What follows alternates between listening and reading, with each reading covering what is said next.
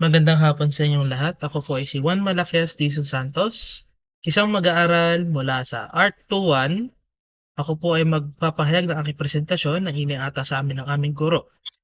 Ang bagay ng akin naipili na nagpapakilala sa akin bilang isang mag-aaral magdalasal ay isang paintbrush. Ang pagpili sa isang paintbrush bilang simbolo o pagpapakilala para sa isang mag-aaral ng dalasal ay maaaring magdulot ng iba't ibang kahulugan at mensahe. Unang-una sa lahat, ang paintbrush ay isang instrumento ng sining at paglikha.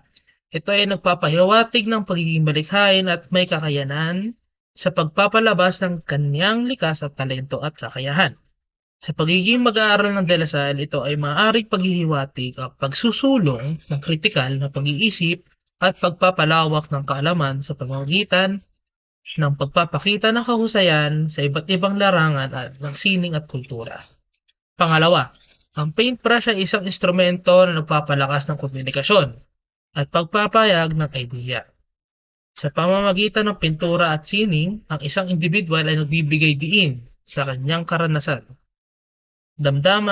damdamin at kaisipan. Bilang isang mag-aaral ng dalasal, ang paggagamit ng paintbrush ay maaaring magpapahayag ng iyong kakayahan sa pagpapahayag ng mga ideya at pananaw sa isang malikhain at epektibong paraan.